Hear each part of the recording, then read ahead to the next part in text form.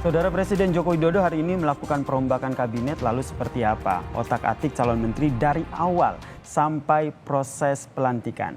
Jurnalis Istana Kepresidenan Friska Karisa akan membahasnya untuk Anda. Halo, selamat datang Friska. Nih Anda sebagai jurnalis Istana Kepresidenan tentu tahu betul begitu seperti apa proses otak-atik perombakan kabinet yang dilakukan oleh Presiden Joko Widodo. Apa poin-poin penting yang Anda tangkap selama ini? Jujur kami begadang sejak kemarin hingga tadi pagi. Karena memang proses otak-atik ini butuh waktu yang panjang. Kemarin misalnya saudara, 14 Juni 2022 Presiden Joko Widodo menerima tamu dari pagi hari sampai pukul 10 malam. Kami dengar informasi dari Istana. Otomatis kami pun memantau siapa saja yang bertemu dengan kepala negara. Kenapa setiap momen reshuffle cerita di balik layar ini penting untuk membaca siapa saja pilihan presiden mengisi kursi di kabinet?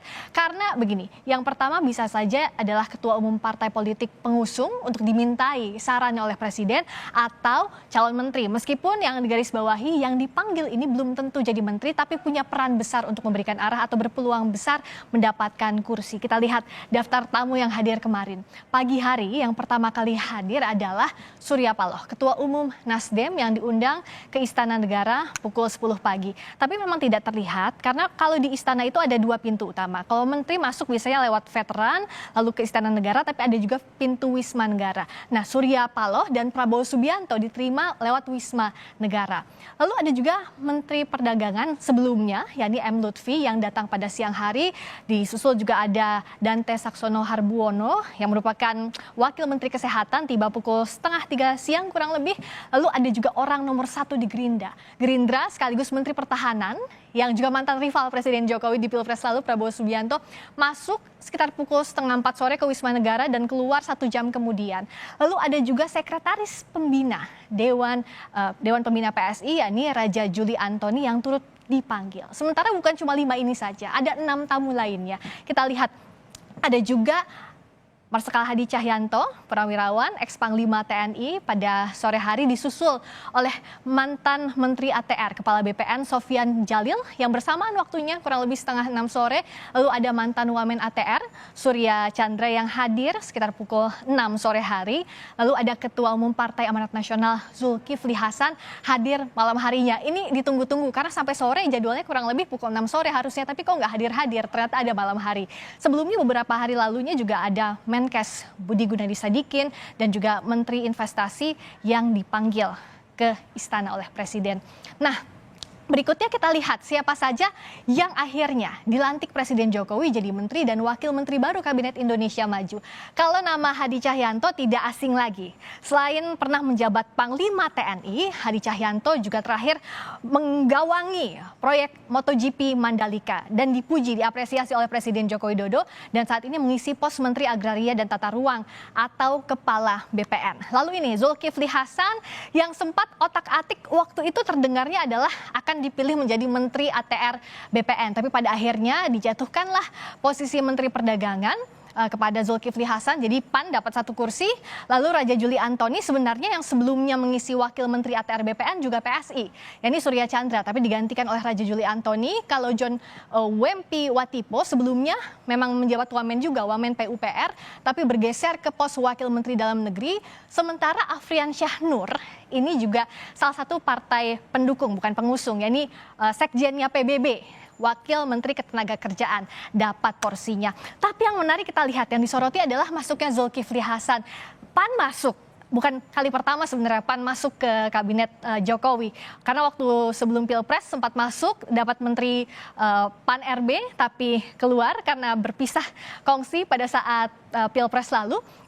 Tapi dengan masuknya Zulkifli Hasan, pertanyaan yang muncul di publik, kira-kira koalisinya Jokowi Ma'ruf ini bakal langgeng atau tidak? Bakal kompak atau tidak? Nah, berikutnya selain siapa saja yang diundang, kita baca gesturnya. Hari ini kalau Anda memperhatikan, Presiden Joko Widodo mengundang ketua umum partai politik pengusung Jokowi Ma'ruf. Kita lihat gambarnya. Kalau kita lihat memang sekilas tampak biasa, memang Presiden sering menjamu tamunya di istana. Tapi pilihan lokasinya misalnya, Lokasinya ini di Presidential Lounge. Kalau untuk acara yang formal, biasanya itu di Istana Merdeka. Ini tempatnya di seberang Istana Merdeka dan kita lihat suasananya pun lebih cair, informal. Biasanya tertutup, tapi tampaknya Presiden Jokowi ingin menunjukkan sesuatu dari pertemuan ini. Dan bukan hanya makan siang saja. Kita lihat juga gambarnya bahwa para ketua umum parpol ini berjalan dari area Istana Merdeka menuju Istana Negara bareng-bareng bersama-sama sambil terlihat bercanda.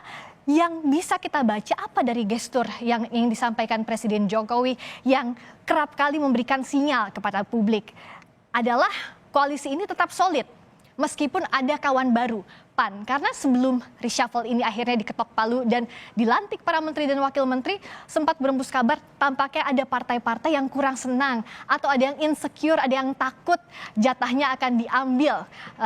Kalau gitu kita lihat sekarang bagaimana komposisi dari Kabinet Indonesia Maju pasca adanya reshuffle. Kalau bicara hitung-hitungan kursi, sudah pasti PDI Perjuangan, kita lihat datanya di sini, jadi partai politik yang masih paling banyak punya kursi menteri. Antara lain Menkumham, Mendagri, ada Menteri PPA, Menteri Sosial, juga Sekretaris Kabinet. Lalu ada Golkar, Menko Perekonomian, ada Menteri Perindustrian, Menteri Pemuda dan Olahraga.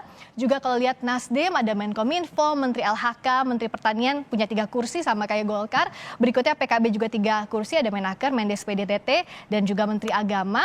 Gerindra punya 2 kursi juga, ada Menteri Pertahanan dan Menteri Parekraf. Lalu P3 ada Menteri PPN atau Kepala Bappenas dan PAN punya 1 kursi. Nah, berikutnya yang dibaca adalah bagaimana koalisi ini ke depannya apakah betul bisa punya efektivitas terhadap kinerja Kabinet Indonesia Maju di sisa masa pemerintahan Jokowi Ma'ruf. Ini yang ditunggu, bukan hanya sekadar bagi-bagi kursi politik.